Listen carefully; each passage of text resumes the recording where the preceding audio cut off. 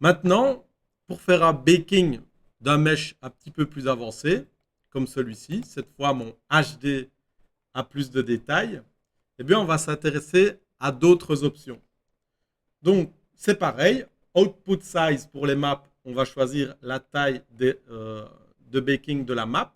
Cette taille n'est pas dynamique, d'accord? Donc si je change la taille des maps après dans Substance, la taille des maps de mon baking ne changera pas. Elle ne peut pas être augmentée plus haut que 2048 si je choisis que les baker en 2048. Toutes les autres maps dynamiques de Substance évolueront, mais pas mon baking. Du coup, pensez bien que si vous voulez une résolution maximum pour le baking, eh bien, vous pourrez toujours redescendre dynamiquement dedans dans Substance, mais vous ne pourrez jamais augmenter au-delà de la résolution que vous avez baké ici.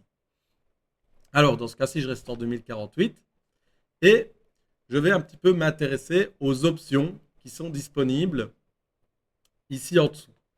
Donc, dans la petite icône qu'il y a ici, on peut sélectionner notre modèle HD. D'accord? Dans ce cas-ci, c'est le modèle bleu qu'on voit au travers du modèle existant.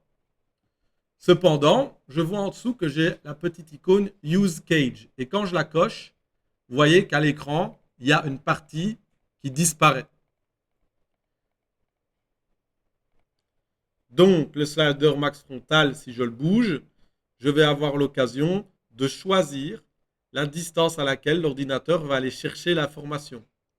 Si je la laisse comme ceci, c'est assez évident dans Substance Painter, les parties qui sont en rouge ne sont pas prises en compte dans le baking. Je vais faire un test de baking comme ceci. Bake selected. Hop. Et il me fait un bake. Je reviens dans mon baker. Et là, qu'est-ce que je vois? Ok, j'ai des parties de mon HD qui sont arrivées. Mais effectivement, j'ai un problème de baking ici. C'est pas beau. Il y a des bouts manquants. Ok? Je reviens dans mon baker. Tiens, je débunk. Qu'est-ce que ça pourrait être? Eh bien, dans ce cas-ci, c'est assez évident. Les parties en rouge sont les parties qui sortent de ma cage pour mon baking. Je veux augmenter ma frontale distance pour les prendre en compte. D'accord? Ok, super. Maintenant, je prends celle-là en compte, mais par contre, il y en a encore deux manquantes, donc il faut encore que j'augmente ma cage. Et là, effectivement, maintenant, la cage est bien prise en compte, prend bien en compte les deux grandes parties. Je reclique sur Bake Selected Texture. Et quand je reviens dans mon baker, il y a encore des problèmes. Tiens, qu'est-ce que ça pourrait être?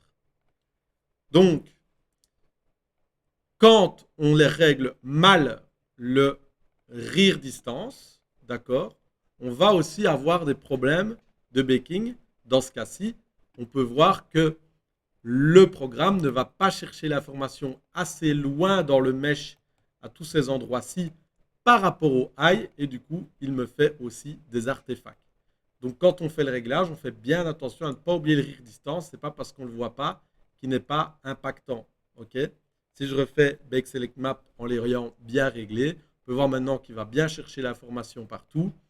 Et sur mon mesh, on a effectivement maintenant toutes les parties HD qui se sont bakées correctement. D'accord?